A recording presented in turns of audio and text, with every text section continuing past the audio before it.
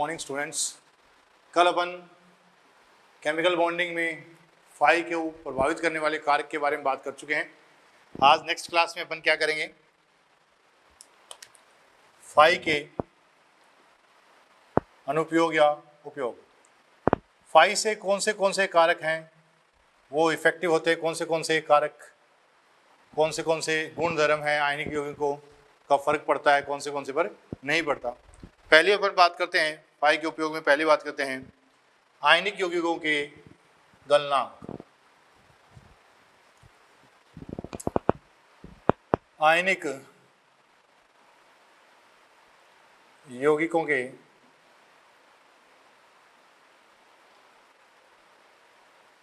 गलनांक। आयनिक यौगिकों के गलनांक पर क्या फर्क पड़ेगा वो देखते हैं। मेल्टिंग पॉइंट है आयनिक यौगिकों का, जो गलनांक है आयनिक यौगिकों का गलनांक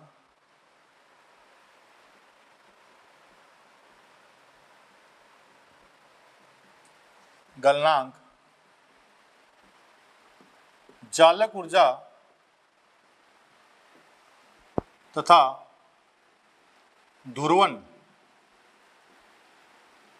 मतलब फाई, धनायन का ध्रुवण, जालक ऊर्जा ध्रुवण दोनों पर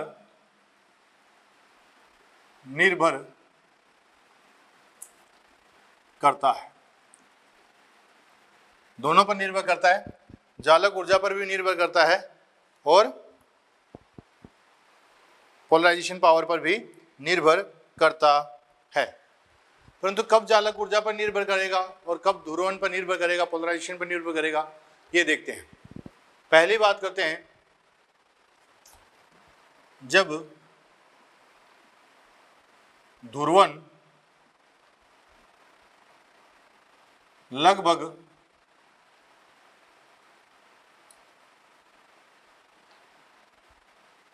शून्य हो, जब ध्रुवण लगभग शून्य हो तो क्या होगा, किस पर निर्भर करेगा, जालक ऊर्जा पर निर्भर करेगा। तो ध्रुवण कब शून्य होगा, कब शून्य होगा।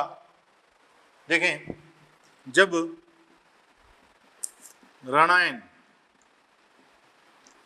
ऑक्साइड फ्लोराइड हो तो ध्रुवण लगभग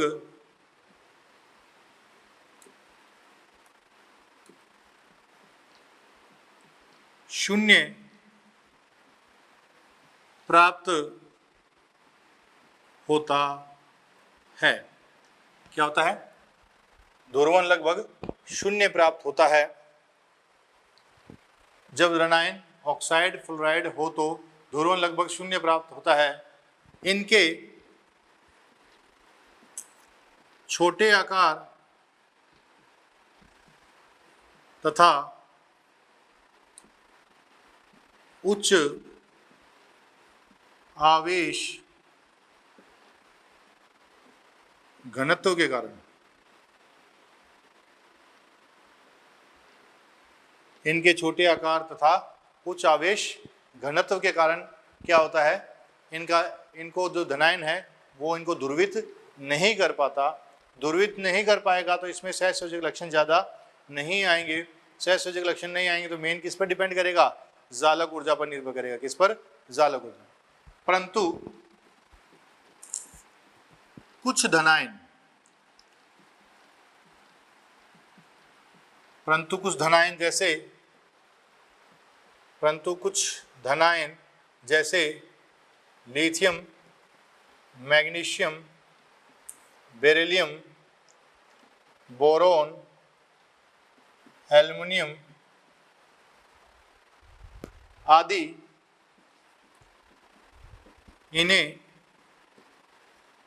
ध्रुवित कर देते हैं।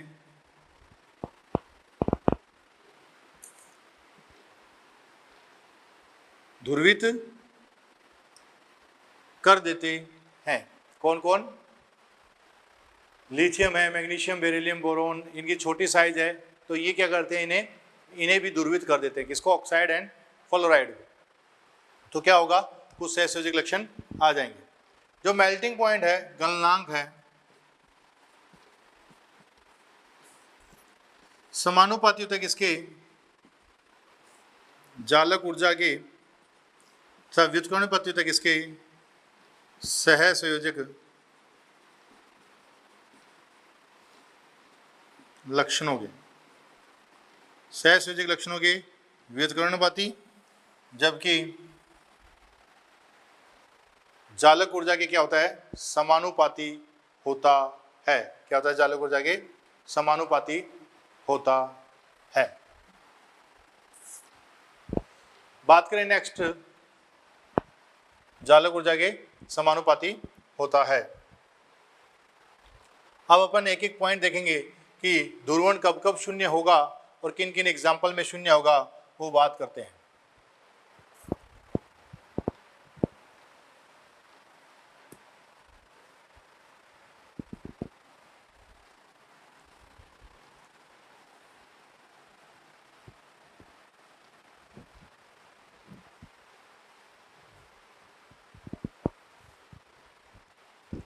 जब ध्रुवण शून्य हो तो इसमें पहली बात करते हैं क्या,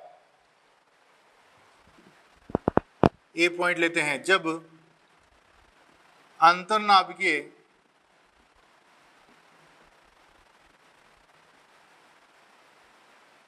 दूरी समान हो। देखो बेटा, एक एक पॉइंट को देखते ना, पहली चीज, दो चीजें आ गई, जब ध्रुवण लगभग शून्य हो और जब ध्रुवण शून्य नहीं हो। जब ध्रुवण शून्य कब होगा, जब ऋणायन कोण ऑक्साइड एंड फ्लोराइड हो, परंतु lithium, beryllium, magnesium, boron, aluminium ये छोटे साइज के होने के कारण ये ऑक्साइड एंड फ्लोराइड का भी ध्रुवण कर देते हैं। तो इनकी कंडीशन में कुछ सहसंयोजक लक्षण आ जाएंगे, बाकी इनमें क्या रहेंगे, आयनिक लक्षण ही रहेंगे। अब ध्रुवण शून्य हो कब कब होगा, जब अंतर्नाभ की दूरी, कंडीशन देखते हैं कौन सी लगेगी, जब अंतर्नाभ की दूरी समान हो तथा आवेश बढ़ता हो। आवेश क्या हो, बढ़ता हो। ध्रुवण लगभग शून्य होगा तो मेल्टिंग पॉइंट किस पर डिपेंड करेगा, जालक ऊर्जा पर निर्भर करेगा। तो अपन देखते हैं NaF, MgO, scandium nitride, titanium carbide, यहाँ पर +1, -1, +2, -2, +3, -3, +4, -4। मैं यहाँ से यहाँ जा रहा हूँ, चार्ज क्या हो रहा है, इंक्रीज हो रहा है, तो लेटिस एनर्जी क्या होगी, जालक ऊर्जा भी बढ़ेगी। चार्ज बढ़ रहा है, जालक ऊर्जा बढ़ेगी, जालक ऊर्जा क्या होगी, बढ़ जाएगी। जालक ऊर्जा बढ़ जाएगी तो मेल्टिंग पॉइंट भी बढ़ जाएंगी, मतलब गलनांक क्या होगा, बढ़ जाएगा। गलनांक भी क्या होगा, बढ़ जाएगा। तो अपना पहला हो गया क्या, जब अंतर्नाभ की दूरी समान हो तथा आवेश बढ़ता हो। आवेश बढ़ेगा तो चार्ज बढ़ा, जालक ऊर्जा बढ़ेगी, मेल्टिंग पॉइंट भी बढ़ेगा और गलनांक भी बढ़ेगा। सेकंड पॉइंट लेते हैं अपन,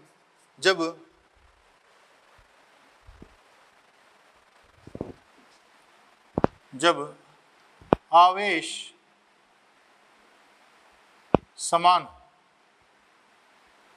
यहां क्या थी, अंतर्नाभ की दूरी समान थी परंतु आवेश क्या हो रहा था, बढ़ रहा था। अंतर्नाभ की दूरी समान कैसे रह जाएगी बेटा, देखो यहाँ पर एक प्लस है एक माइनस है, माइनस तो साइज को बढ़ाता है, प्लस घटाता है। यहाँ 2 प्लस है 2 माइनस है, मतलब इसका साइज बढ़ेगा और इसका कम हो जाएगा। तो अंतर्नाभ की दूरी कैसे आ जाएगी, समान। यहाँ माइनस के 3 है, यहाँ प्लस के 3 है, यहाँ प्लस के 4 है, माइनस के 4 है। तो प्लस तो क्या कर रहा है, साइज को घटा रहा है, माइनस साइज को बढ़ा रहा है। अब नेक्स्ट पढ़ रहे हैं, जब आवेश समान हो तथा अंतर्नाभिकीय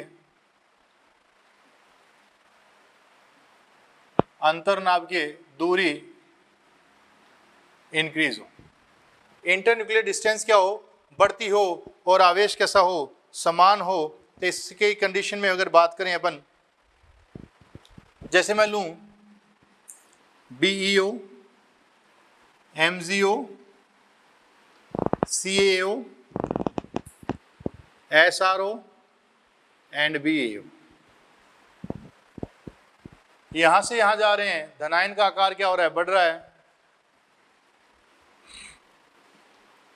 धनायन का आकार बढ़ जाएगा, लेटिस एनर्जी घट जाएगी।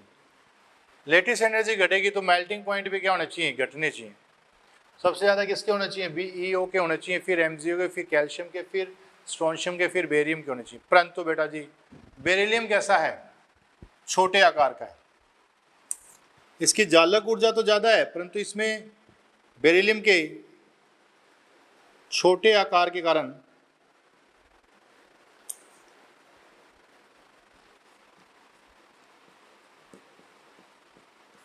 सहसंयोजक लक्षण आ जाते हैं। क्या आ जाते हैं, सहसंयोजक लक्षण आ गए। सहसंयोजक लक्षण आ गए तो इसका मेल्टिंग पॉइंट क्या हो जाएगा, घट जाएगा। कितना घट जाएगा, बेरिलियम ऑक्साइड कहां पर जाकर टिकेगा, कैल्शियम के पीछे की ओर जाकर टिकेगा। कहां टिकेगा, कैल्शियम के पीछे की ओर जाकर टिकेगा। लेटिस एनर्जी तो क्या चाहती है, इसका गलनांक बिंदु ज्यादा हो, जबकि सहसंयोजक लक्षण क्या चाहते हैं, इसका गलनांक बिंदु कम हो। तो दोनों में कंपटीशन चलेगा। तो सहसंयोजक लक्षण इसको कहां ले जाके छोड़ देंगे, यहाँ। पूरी तरह पीछे क्यों नहीं जाएगा, क्योंकि इसकी जालक ऊर्जा भी तो ज्यादा है। तो ऑर्डर क्या आ जाएगा अपने पास, MgO maximum, CeO second, BeO third, SRO fourth and BaO fifth. ये किसका ऑर्डर आ गया, सह संयोजक, सॉरी इसका आ गया मेल्टिंग पॉइंट, गलनांक बिंदु का ये ऑर्डर आ जाएगा। नेक्स्ट यही बात अपन किसके लिए करें,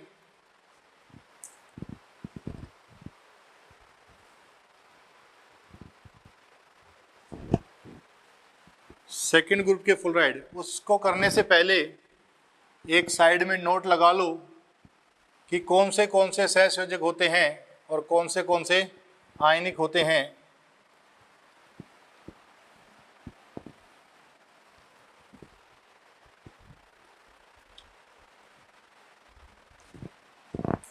लिथियम मैग्नीशियम एल्युमिनियम के फ्लोराइड, लिथियम मैग्नीशियम एल्युमिनियम के फ्लोराइड सहसंयोजक के फ्लोराइड आयनिक प्रवृत्ति के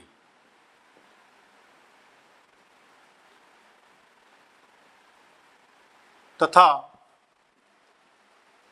अन्य हैलाइड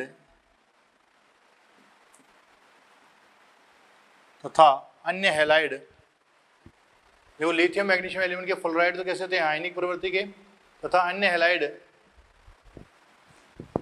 सहसंयोजक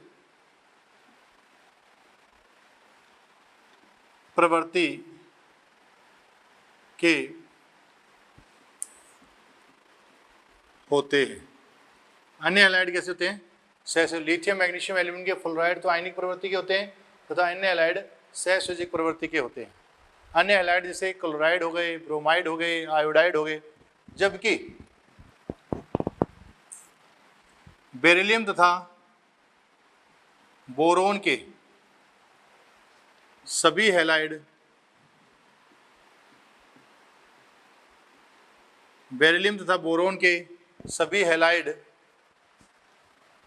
सहसंयोजक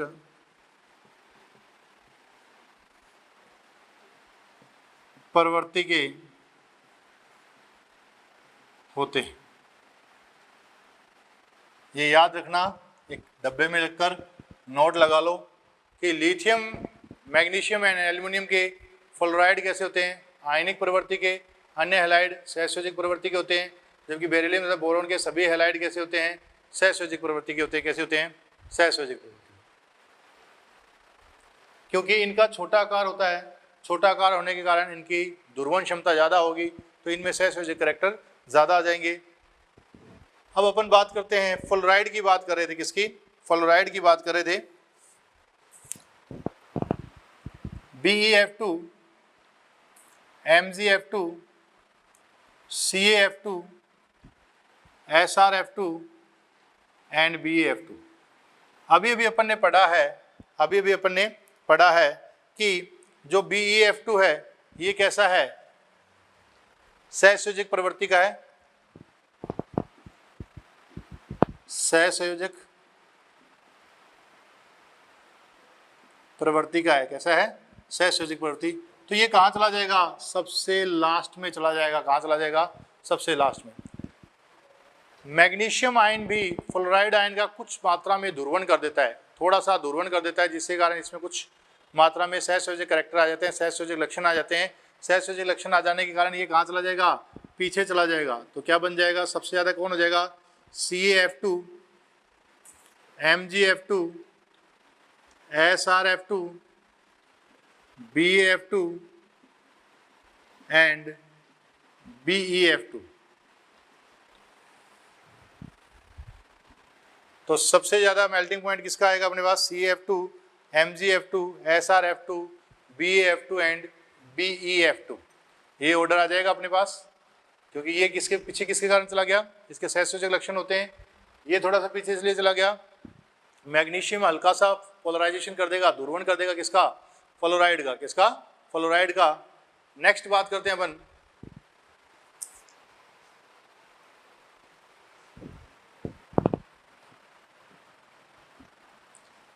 दो फैक्टर हो चुके हैं अपने पास। तीसरी बात करें, ये नोट लगाए रखो,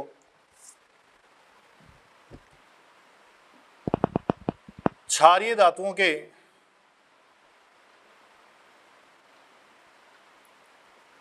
बड़े आकार के कारण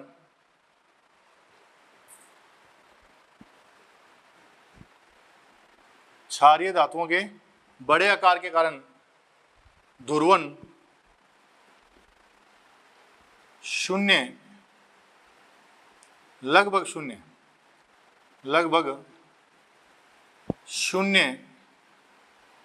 प्राप्त होता है। लगभग शून्य प्राप्त होता है। अपन बात करें lithium fluoride, sodium fluoride, potassium fluoride, rubidium fluoride and caesium fluoride. Lithium fluoride, sodium fluoride, potassium fluoride and caesium fluoride. अब लिथियम क्या करता है? इसका हल्का सा ध्रुवण कर देता है, तो इसमें कुछ मात्रा में क्या देंगे? कुछ सहसंयोजक लक्षण आ जाएंगे। कंप्लीट सहसंयोजक नहीं है, क्योंकि अपन लिख चुके हैं। देखो, लिथियम, मैग्नीशियम, एल्यूमिनियम के फ्लोराइड कैसे होते हैं? आयनिक प्रवृत्ति के होते हैं, मतलब इनमें 50% से ज्यादा आयनिक करैक्टर है। तो ये कहाँ चला जाएगा? ये यहाँ चला जाएगा KF के पीछे। तो मेल्टिंग पॉइंट का ऑर्डर क्या आ जाएगा? सबसे ज्यादा NaF, फिर KF, फिर LiF, फिर RbF और फिर CgMF, सीजियम फ्लोराइड। ये किसका ऑर्डर आ गया? मेल्टिंग पॉइंट का ऑर्डर आ गया। किसका आ गया? मेल्टिंग पॉइंट का ऑर्डर। यहीं अगर अपन दूसरे हैलाइड लें, जैसे मान लिया LiCl, NaCl, KCl, RbCl and CgMCl, ये कैसा है? सहसंयोजक प्रवृत्ति का है। कैसा है? सहसंयोजक प्रवृत्ति का है। ये सहसंयोजक प्रवृत्ति का है, तो ये कहाँ चला जाएगा? ये पीछे की ओर चला जाएगा। कहाँ? इस ओर। तो ऑर्डर क्या आ जाएगा इनका? सबसे ज़्यादा NaCl, फिर KCl, RbCl, CgMCl and LiCl। ये किसका ऑर्डर आ गया? मेल्टिंग पॉइंट का ऑर्डर आ गया। किसका आ गया? मेल्टिंग पॉइंट का ऑर्डर आ जाएगा। यही बात अगर अपन बोरोन ब्रोमियम के लिए कर लें, तो उसमें भी LiBr, NaBr, KBr, RBr, CgMbr। देखो बेटा अपने लिखा है अन्य हैलाइड कैसे हैं, सहसंयोजक प्रवृत्ति के हैं। तो ये तो कैसा है, सहसंयोजक प्रवृत्ति का है, तो ये सबसे पीछे चला जाएगा। तो ऑर्डर क्या आ जाएगा अपने पास, NaBr, KBr, RBBr and CgMbr, और लास्ट में कौन आ जाएगा, लिथियम Br आ जाएगा। इसी हिसाब से अपन देखें कि इनके लिए आयोडीन, आयोडीन का थोड़ा हटके प्राप्त होगा अपने को।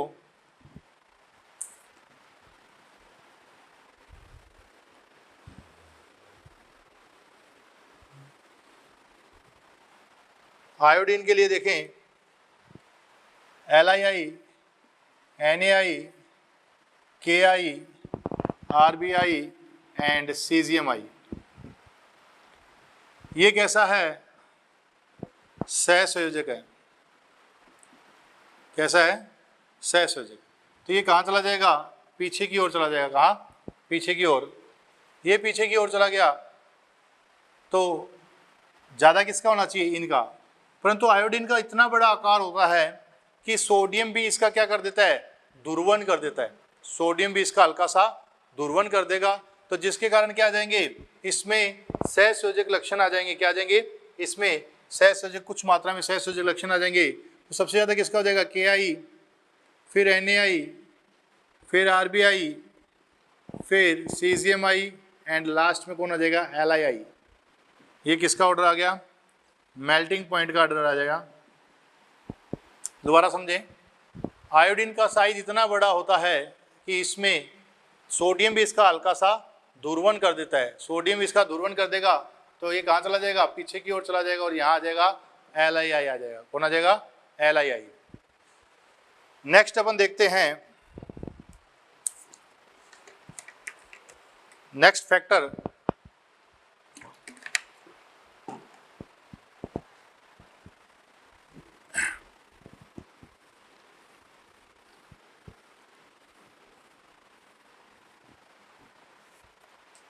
फोर्थ बात करें,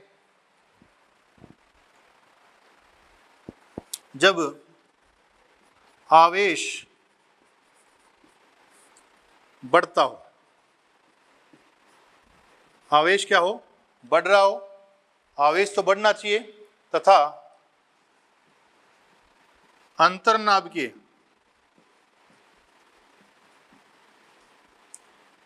अंतर्नाभिकीय दूरी घटती हो। आवेश बढ़ता हो, अंतर्नाभिकीय दूरी घटती हो। जैसे एग्जांपल लें, NaF, MgF2, AlF3। अब देखो आवेश इस पर +1, +2, +3, यहां से यहां जा रहे हैं, आवेश क्या हो रहा है, बढ़ रहा है। आवेश बढ़ेगा, लैटिस एनर्जी बढ़ेगी, तो मेल्टिंग पॉइंट भी बढ़ जाएगा। तो अपने पास 4 पॉइंट आ गए कि ध्रुवन लगभग शून्य कब कब हो सकता है। पहला तो अपने देखा, इंटरन्यूक्लियर डिस्टेंस सेम रह रही हो, अंतर्नाभ की दूरी समान रह रही हो और आवेश बढ़ रहा हो। दूसरा अपन ने कब देखा, जब क्या हो, आवेश समान हो और अंतर्नाभ की दूरी क्या हो, बढ़ रही हो। तीसरा अपन ने देखा, ध्रुवन लगभग शून्य हो, किसके कारण, धनायन के बड़े आकार के कारण। और धनायन का बड़ा आकार किनका मिलता है अपने को, धनायन का बड़ा आकार फर्स्ट ग्रुप का, क्षारीय धातुओं का मिलता है। उसके बाद फोर्थ अपन ने देखा, अंतर्नाभ की दूरी घट रही हो और आवेश बढ़ रहा हो। ऐसा अपन ने ये एग्जाम्पल देखा इसमें भी। तो ये 4 पॉइंट हो गए जहां पर ये जालक ऊर्जा पर निर्भर करेगा। अब नेक्स्ट देखते हैं,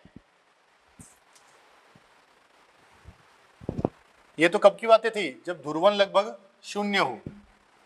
नेक्स्ट देखेंगे जब ध्रुवन प्रभावी कारक हो।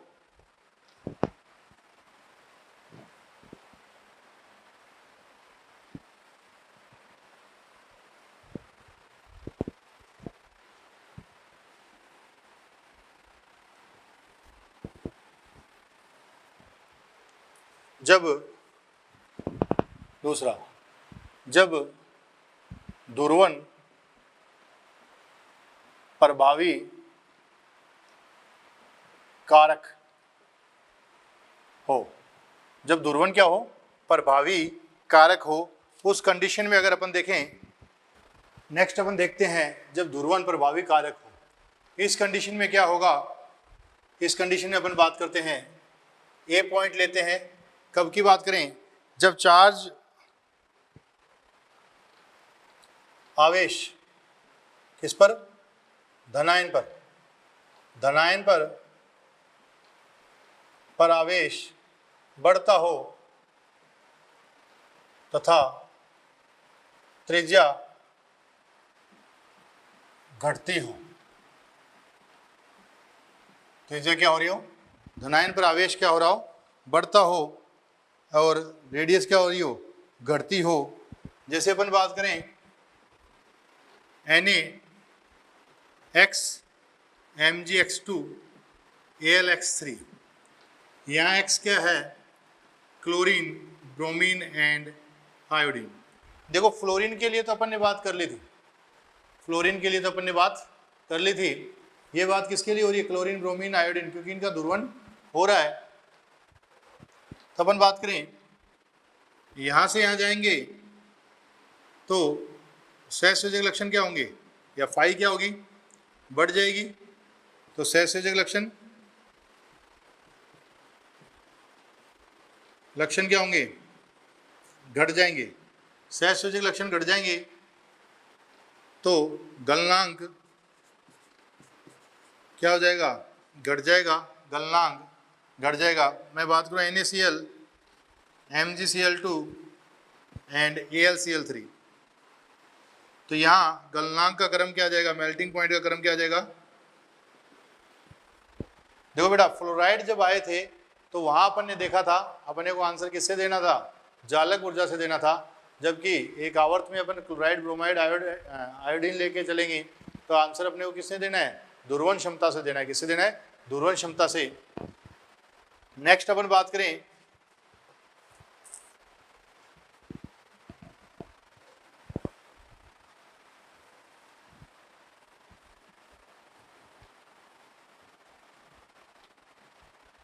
बी कारक लें, जब धनायन पर आवेश समान हो तथा जब धनायन पर आवेश कैसा हो, धनायन पर आवेश समान हो तथा त्रिज्या बढ़ती हो। क्या कर रहे हैं, धनायन पर आवेश समान हो और त्रिज्या क्या हो रही हो, बढ़ रही हो, ऐसी कंडीशन में अपन क्या करेंगे, ऐसी कंडीशन में अपन देखेंगे कि BeX2 MgX2 CX2 SrX2 और BaX2। यहाँ X2 किसको ले लेंगे अपन, X किसको लेंगे, क्लोरीन, ब्रोमीन एंड आयोडीन को लेंगे। किसको लेंगे, क्लोरीन, ब्रोमीन एंड आयोडीन। क्यों, फ्लोराइड के लिए तो अपन पहले बातें कर चुके हैं, फ्लोराइड के लिए तो अपन पहले बातें कर चुके हैं। इनके लिए बात करें तो अपन ने देखा यहां से यहां जा रहे हैं तो फाई का मान क्या हो रहा है, डिक्रीज होगा। सहसंयोजक लक्षण, यहाँ X क्या है, क्लोरीन, ब्रोमीन एंड आयोडीन है। कौन है, क्लोरीन, ब्रोमीन एंड आयोडीन है। सहसंयोजक लक्षण क्या हो रहे हैं, सहसंयोजक लक्षण बढ़ रहे हैं, सॉरी फाई घट रहा है तो सहसंयोजक लक्षण क्या होंगे, घटेंगे। तो मेल्टिंग पॉइंट क्या हो जाएगा, बढ़ जाएगा। मेल्टिंग पॉइंट अपने को किसका मिलेगा, BeX2 का मैक्सिमम मिलेगा, फिर SrX2, इस हिसाब से मेल्टिंग पॉइंट बढ़ता जाएगा। ये किस सीरीज के लिए है, ये क्लोरीन, ब्रोमीन, आयोडीन। जैसे आपको कोई बात करे BeCl2 MgCl2 CaCl2 SrCl2 and BaCl2, तो यहाँ बात करें तो मेल्टिंग पॉइंट का ऑर्डर क्या आ जाएगा, ये आ जाएगा। किसका ऑर्डर, मेल्टिंग पॉइंट का ऑर्डर आ जाएगा। ये सीरीज कौन सी थी, BeX2 वाली सीरीज थी। अगर अपन नेक्स्ट अलग सीरीज लें, ये ले लें LIX, NAX, KX, RBX and CGMX। X वही यहाँ पर कौन है, X chlorine, bromine and iodine है, क्लोरीन, ब्रोमीन एंड आयोडीन है। मैं यहाँ से यहाँ जा रहा हूँ, फाई का मान क्या हो रहा है, डिक्रीज, तो सहसंयोजक लक्षण क्या होंगे, डिक्रीज होंगे। तो जालक ऊर्जा, सहसंयोजक लक्षण डिक्रीज, तो मेल्टिंग पॉइंट क्या हो जाएंगे, इंक्रीज हो जाएंगे। मेल्टिंग पॉइंट क्या हो जाएंगे, इंक्रीज। ये फैक्टर अपने को किसके लिए लगाना है, क्लोरीन, ब्रोमीन, आयोडीन के लिए लगाना है। किसके लिए, क्लोरीन, ब्रोमीन, आयोडीन के लिए लगाना है। नेक्स्ट बात करें अपन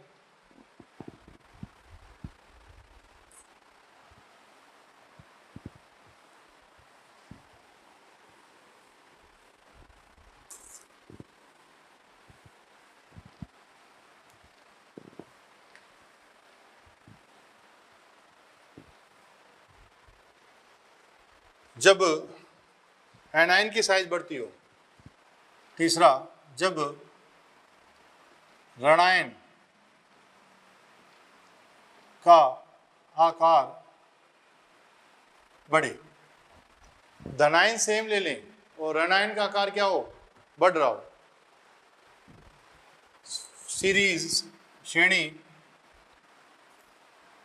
लिथियम +2, सीजियम +1। लिथियम +1 से सीजियम +1 कोई भी एक ले लें। जैसे अपन बात करें LiF, LiCl, LiBr, Lii, चाहे ये ले लो NaF, NaCl, NaBr, Nai। मैं यहाँ से यहाँ जा रहा हूँ, फाई का मान क्या हो रहा है, बढ़ रहा है। सहसंयोजक लक्षण क्या होंगे, सहसंयोजक लक्षण बढ़ जाएंगे, तो मेल्टिंग पॉइंट क्या हो जाएगा, घट जाएगा। मेल्टिंग पॉइंट क्या हो जाएगा, घट जाएगा। अब चाहे इसमें लिथियम ले लो, चाहे सोडियम ले लो, चाहे पोटेशियम ले लो, चाहे रुबिडियम ले लो, चाहे सीजियम ले लो, कोई भी ले लो आप, उन सब में यही मिलेगा अपने को। ऐसे ही श्रेणी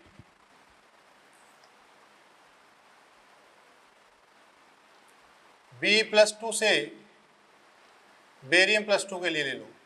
इनमें से कोई भी ले लो, जैसे BeF2 लिया, BeCl2 लिया, BeBr2 लिया, BeI2 लिया। इनमें भी वही होगा। फ्लोराइड से अपन किस ओर जा रहे हैं, फ्लोराइड से अपन आयोडाइड की ओर जा रहे हैं, तो क्या होगा, सहसंयोजक लक्षण बढ़ेंगे। फ्लोराइड से आयोडाइड की ओर जाएंगे तो फाई का मान बढ़ेगा, तो सहसंयोजक लक्षण क्या होंगे, बढ़ जाएंगे, तो मेल्टिंग पॉइंट क्या हो जाएगा, घट जाएगा। मेल्टिंग पॉइंट घट जाएगा, मेल्टिंग पॉइंट कम हो जाएगा। एक लास्ट सीरीज अपन लेते हैं,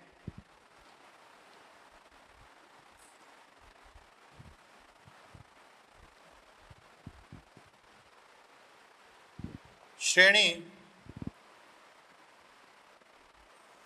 ALX3 के लिए। श्रेणी ALX3 के लिए अपन देखें तो इसमें X क्या लेंगे, फ्लोरीन, क्लोरीन, ब्रोमीन, आयोडीन ले लेंगे। जैसे अपन ने लिया ALF3, ALCl3, ALBr3, ALI3। अब ये तो कैसा है, आयनिक है, जबकि ये तीनों कैसे हैं, सहसंयोजक है। कैसे हैं, सहसंयोजक है। तीनों कैसे हैं, ये तीनों सहसंयोजक है। तो इनके मेल्टिंग पॉइंट कम होने चाहिए थे। सबसे कम किसके होने चाहिए थे, इसके होने चाहिए। परंतु बेटा जी एक बात समझ में रखना कि फर्स्ट और सेकंड ग्रुप के लिए अपन जालक ऊर्जा इनकी बातें करेंगे, पर जो मेल्टिंग पॉइंट एक चीज़ पर और डिपेंड करता है वो है मोलिकुलर वेट। अब यहाँ पर एक कारक और आने लग जाता है, मोलिकुलर वेट का कारक और भार का कारण और आने लग जाता है, तो इसका भार सबसे ज़्यादा तो किसका हो जाएगा, मेल्टिंग पॉइंट AlF3 का हो जाएगा। इनमें क्या देखेंगे, मोलिकुलर वेट देखेंगे, क्या देखेंगे, मोलिकुलर वेट। तो AlI3, AlBr3 एंड AlCl3, ये क्या आ जाएगा, मेल्टिंग पॉइंट का ऑर्डर आ जाएगा। क्या आ जाएगा, मेल्टिंग पॉइंट का ऑर्डर आ जाएगा। तो ये अपने पास बात हुई किसकी, ये मेल्टिंग पॉइंट की बात हुई। थोड़ा कंफ्यूज करने वाला तो है, पर आप इसको बार बार रिवाइज करोगे तो इजी वे से आपको याद हो जाएगा। नेक्स्ट अपन बात करते हैं तापीय स्थायित्व की बात करते हैं, थर्मल स्टेबिलिटी की बात करते हैं। पहला यूज तो क्या है, मेल्टिंग पॉइंट। मेल्टिंग पॉइंट दो चीजों पर निर्भर कर रहा था, जालक ऊर्जा पर और ध्रुवण क्षमता पर। जब ध्रुवण लगभग शून्य हो तो किस पर निर्भर कर रहा है, तो वो जालक ऊर्जा पर निर्भर कर रहा है। और ध्रुवण कब शून्य होगा,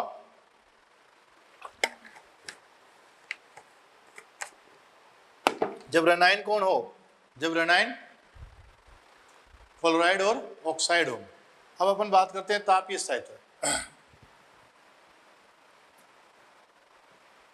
तापीय स्थायित्व,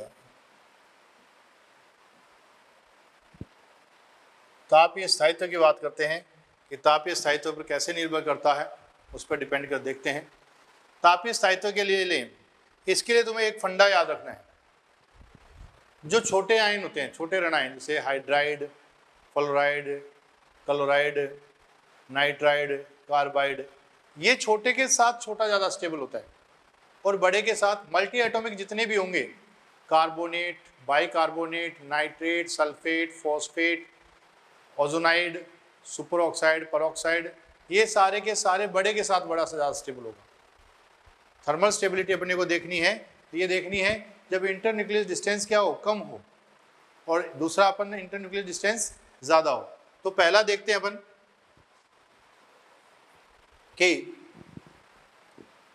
ये पॉइंट, जब अंतर्नाभिकीय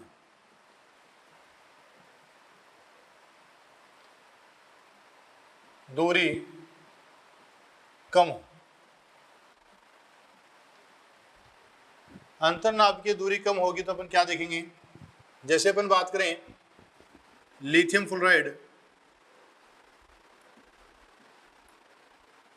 sodium fluoride, potassium fluoride, rubidium fluoride, caesium fluoride, lithium oxide,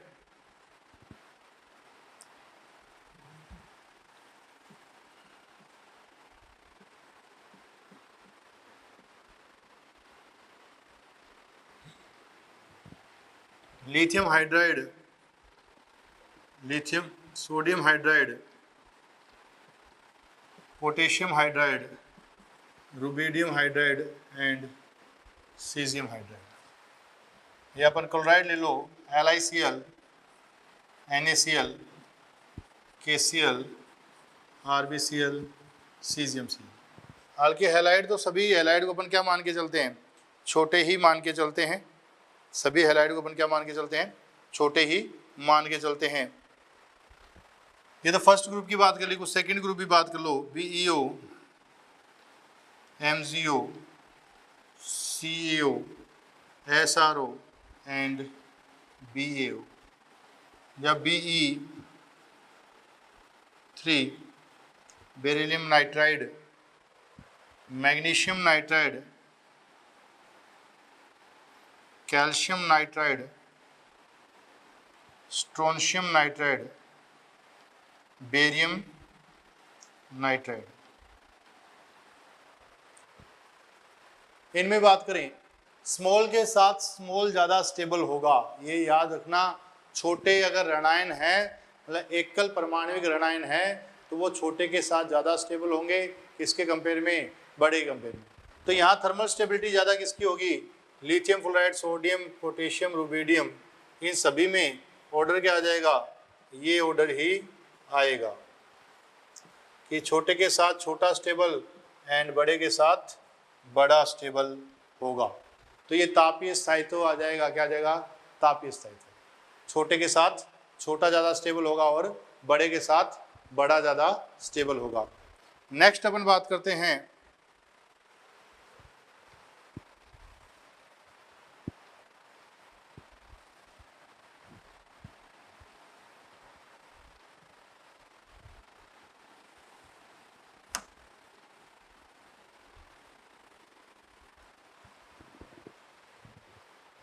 B, जब अंतर्नाभिकीय दूरी अधिक हो। जब अंतर्नाभिकीय दूरी अधिक हो तो उसको क्या कहते हैं, उसमें बात करें। जब अंतर्नाभिकीय दूरी अधिक हो, उस कंडीशन में अपने को देखना है कि बड़े के साथ बड़ा ज़्यादा स्टेबल होगा, बड़े के साथ बड़ा। इसमें अपन कुछ हर एक के बारे में बात भी करेंगे। तो पहले पढ़ते हैं अपन इसमें फर्स्ट पॉइंट, कार्बोनेट का तापीय स्थायित्व। कार्बोनेट का तापीय स्थायित्व, जितने भी धातु कार्बोनेट है, जितने भी धातु कार्बोनेट हैं, सबको गर्म करने पर, सभी धातु कार्बोनेट गर्म करने पर CO2 गैस देते हैं तथा धातु ऑक्साइड देते हैं। क्या देते हैं, धातु ऑक्साइड, धातु ऑक्साइड देते हैं। लिखिए, सभी धातु कार्बोनेट, सभी धातु कार्बोनेट गर्म करने पर CO2 गैस तथा मेटल ऑक्साइड देते हैं। सभी धातु ऑक्साइड गर्म करने पर मेटल ऑक्साइड तथा CO2 गैस देते हैं।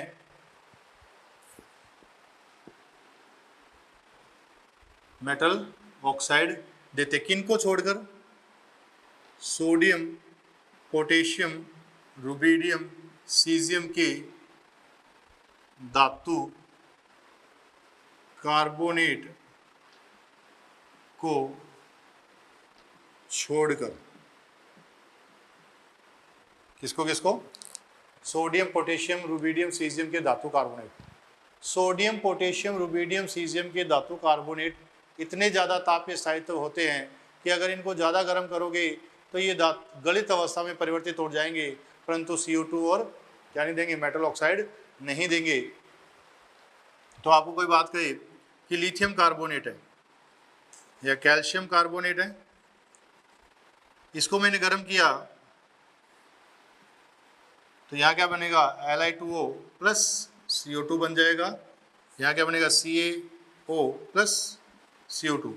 इसे कहते हैं बिना बुझा चूना।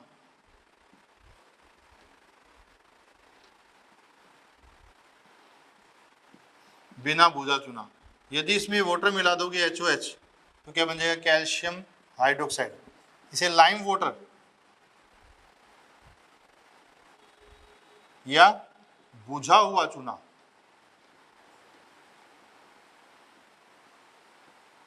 या बुझा हुआ चूना कहते हैं।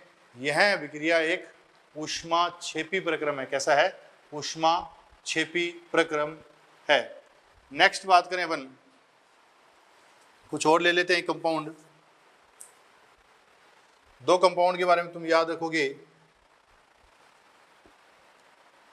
स्पेशल। पहले तो सोडियम वाला देख लेते हैं अपन।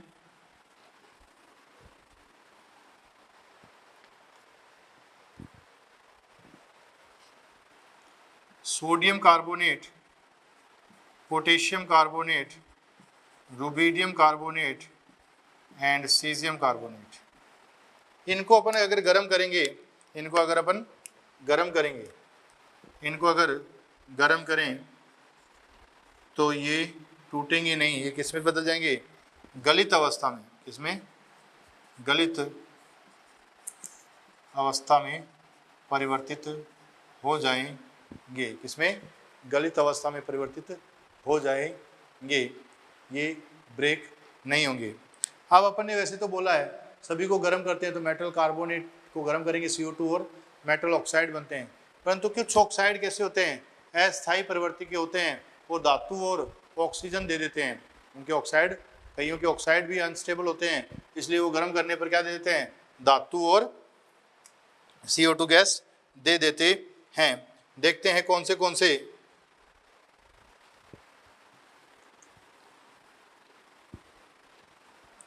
एक तो सिल्वर Ag2CO3 और एक Hg मर्क्यूरिक कार्बोनेट है, सिल्वर कार्बोनेट को अगर अपन गर्म करें तो ये पहले किस में टूटेगा, Ag2O प्लस CO2, और ये आगे किस में टूट जाता है, Ag प्लस हाफ O2। तो अंतिम उत्पाद के रूप में अपने को क्या मिलेगा, Ag मिलेगा। क्या मिलेगा, Ag। इसको गर्म करें क्योंकि इनके ऑक्साइड बहुत कम स्टेबल होते हैं, Ag प्लस CO2 Hg को आगे किस में टूट जाएगा, Hg प्लस हाफ O2 में ब्रेक हो जाता है, टूट जाता है। ऐसे ही नेक्स्ट बात करें अपन, बाइकार्बोनेट लें, क्या लें, बाइकार्बोनेट। ये तो कार्बोनेट का तापीय स्थायित्व। अगर बाइकार्बोनेट की बात करें, सेकंड पॉइंट देखते हैं, धातु बाइकार्बोनेट का तापीय स्थायित्व।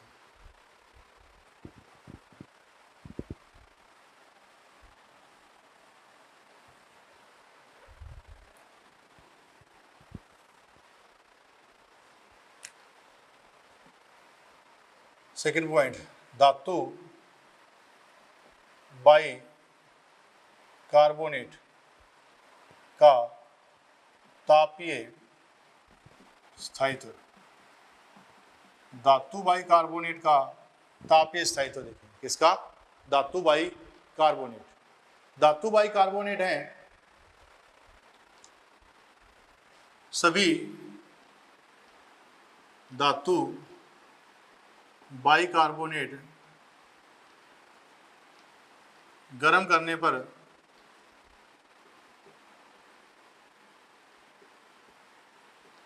CO2 तथा धातु कार्बोनेट का निर्माण करते हैं। धातु बाइकार्बोनेट का ताप, सभी धातु बाइकार्बोनेट गर्म करने पर CO2 तथा धातु कार्बोनेट का निर्माण करते हैं। जैसे अपन बात करें MHCO3 है, इसको गर्म करोगे तो किसी में बदल जाएगा M2CO3 plus CO2 plus H2। NaHCO3 है, इसे कहा जाता है बेकिंग सोडा। क्या कहा जाता है, बेकिंग सोडा, खाने का सोडा। इसको गर्म करेंगे Na2CO3 plus CO2 plus H2। इसका उपयोग बेकरी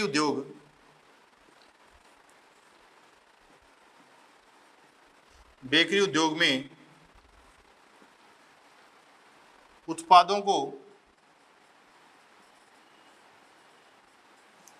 स्पंजी तथा मुलायम बनाने के लिए किया जाता है।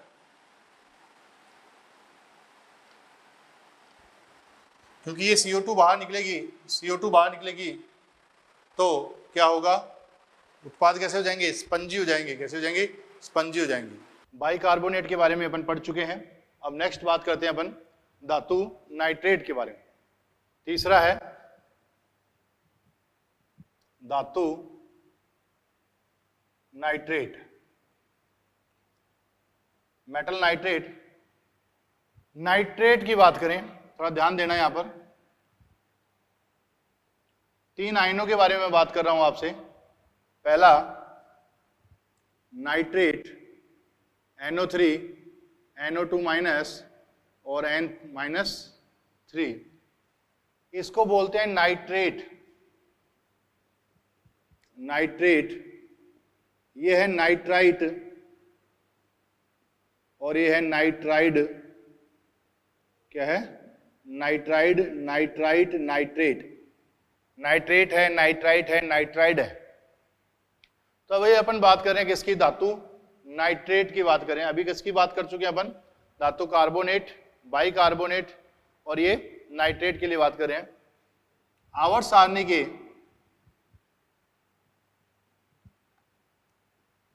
सभी धातु नाइट्रेट गर्म करने पर NO2 गैस तथा मेटल ऑक्साइड देते हैं। क्या क्या देते हैं? NO2 गैस और मेटल ऑक्साइड देते हैं। किनको छोड़कर? सोडियम, पोटेशियम, रुबिडियम, सीजियम के नाइट्रेट को छोड़कर। नाइट्रेट को, इनके नाइट्रेट को छोड़कर बाकी जितने भी नाइट्रेट हैं सबको गर्म करने पर NO2 गैस प्राप्त होती है। क्या प्राप्त होती है? NO2 गैस प्राप्त होती है। जैसे मैं बात करूं, लिथियम नाइट्रेट है, LiNO3 है। ये लेड नाइट्रेट है, PbNO3। यह कैल्शियम नाइट्रेट है, NO3। इनको गर्म करेंगे तो अपने को क्या मिलेगा? Li2O प्लस NO2 मिल जाएगा। क्या मिल जाएगा? NO2। और साथ में हाफ O2 भी मिलती है। इस NO2 के लिए बात कर लें, ये NO2 इंपॉर्टेंट है। बात करें, ये ब्राउन कलर की गैस है।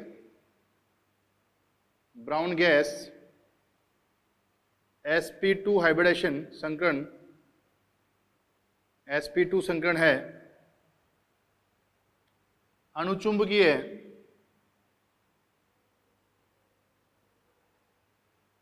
कैसी है? अणुचुंबकीय है, अम्लीय है। कैसी है? अम्लीय है। ब्राउन गैस है, sp2 संकरण है, अणुचुंबकीय है, अम्लीय गैस है। कैसी है? अम्लीय गैस है। इसको भी गर्म करेंगे तो क्या बन जाएगा? PbO प्लस NO2 बनेगा अपने पास। यहां भी CaO प्लस NO2 बनेगा। जबकि sodium, potassium, rubidium, caesium, sodium, potassium, rubidium, caesium के नाइट्रेट को गर्म करेंगे तो अपने को मेटल ऑक्साइड नहीं मिलेगा। अपने को क्या मिलेगा? Metal nitrite. क्या बनेगा? मेटल नाइट्राइट मिल जाएगा। क्या मिल जाएगा? Metal nitrite. देखते हैं,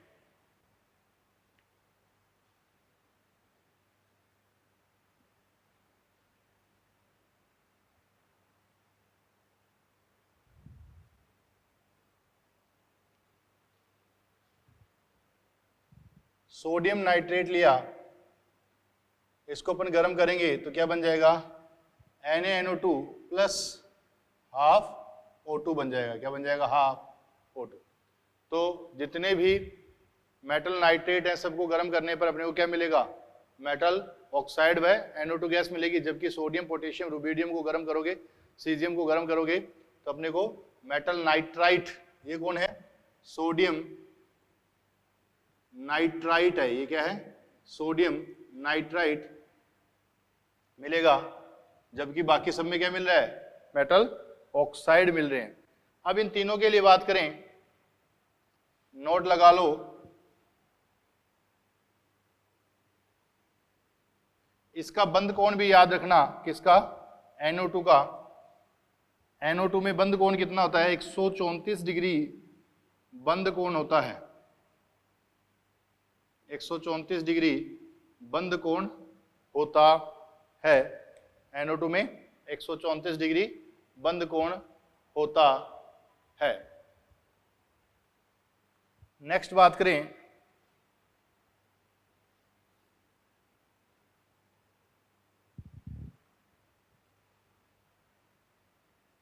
एक नोट लगाएं पहले,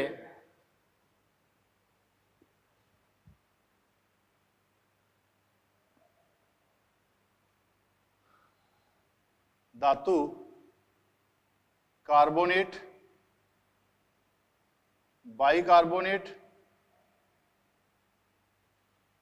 नाइट्रेट, 3 पढ़े अभी तक अपने का स्थायित्व वर्ग में ऊपर से नीचे जाने पर धातु कार्बोनेट, बाइकार्बोनेट, नाइट्रेट का स्थायित्व वर्ग में ऊपर से नीचे जाने पर बढ़ता है, बढ़ता है। क्या होता है? स्थायित्व बढ़ता है। एक चीज और याद रखना, सिल्वर नाइट्रेट, इनके लिए हमेशा याद रखना इनके ऑक्साइड कैसे होते हैं, ये दोनों, चाहे कार्बोनेट ले लेना, चाहे बाइकार्बोनेट ले लेना, चाहे नाइट्रेट लेना, चाहे आगे बात करेंगे सल्फेट लेना, इनका कुछ भी लें, इनके ऑक्साइड कैसे होते हैं? अनस्टेबल होते हैं, अस्थायी होते हैं। तो इनको गर्म करोगे तो ये किस में कन्वर्ट हो जाएगा? Ag2O प्लस NO2 देगा। ये Ag2O फिर टूट जाएगा किसमें? Ag प्लस हाफ O2 में। ऐसे इसकी बात करें HgO प्लस NO2, ये HgO टूट जाएगा किसमें? Hg प्लस हाफ O2 में। Hg प्लस हाफ O2 में टूट जाएगा। तो इस हिसाब से अपन बता सकते हैं कि किसकी स्टेबिलिटी कहाँ कहाँ होगी। तो ये अपना हीटिंग इफेक्ट में 3 पर हीटिंग इफेक्ट हो गया, किस पर? Carbonate, bicarbonate and nitrate. अब नेक्स्ट हीटिंग इफेक्ट है, जो और भी है हीटिंग इफेक्ट, उनकी बातें नेक्स्ट क्लास में करेंगे। आज के लिए इतना ही। Thank you.